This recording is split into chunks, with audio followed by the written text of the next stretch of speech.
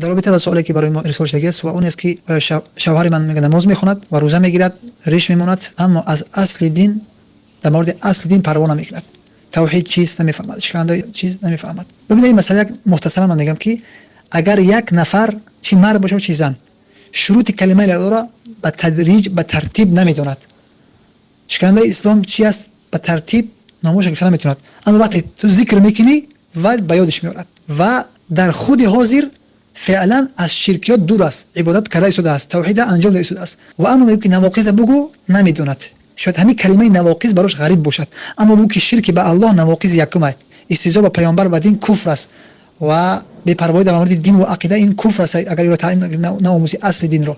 وقتی این چیزها رو وقتی که میگوش میگه اینا رو من میدونم اما گفتن نمیتونم، پس این وقت این نفر حکم کردن نمیشود. یا خوب دقت بعضی نفرها یا فرق قائل نمیشوند، اما یک نفر کلا نمیدوند، یعنی کلا حتی تو سوالش میکنی حتی تو بیان میکنی میگم من اینا تماما نمیفهمم، این وقتی که از این اصل دین و توحید وقتی که دوری میکنن این نفر در کفر نواقض دهم از نواقض اسلام گرفتار شده است.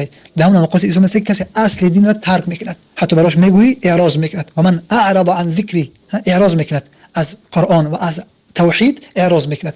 چی به این معنی که برای دنیاش که وقت میدهد، برای دنیاش، برای تجارتش، برای کار دنیویی، اما میگه که اصل دین نمیدونی، نواقض نمیدونی، کلمه توحید نمیدونی، رکن کلمه توحید نمیدونی، شروط کلمه توحید نمیدونی، بیا بیاموز باز نمیآموزد، باز اعراض میکند. پس این نفر در دهم نواقض اسلام گرفتار شده. العیاذ بالله من ذلک. بعد از این وقتی که اگر شوهرتون در همین حالت باشد، یعنی واقعا اسلام چی توحید چیز تماما نمیدوند، حتی شما هم سوال میکنید نمیدوندش تماما، چون یک نفر است که توحید چیز همین اصطلاح نمیدوند اما میگه که یک تو پرستی میفهمد، پس این نفر در کفر واقعی شدگی نیست. اما وقتی که میگه که یک تو پرستی هم حتی نمیدوند، با وجود این عملا ندارد، این نفر چی است؟ اگر شوهرش مهم خیلی باشد، یعنی که کلا اسلام تماما نمیدوند، توحید چیز تماما نمیدوند، یک تو پرستی حتی نمیدوند، حتی میگه که نواقض اسلام نمی شرک به الله هست، همین استغاثه به غیر الله هست و همچنین همین توهین به دین است، مسخره به دین است، بگم من اینا رو نمیدونم، بگم اینا تماما نمیدونم، پس این نفر در کفر واقع شدگی است.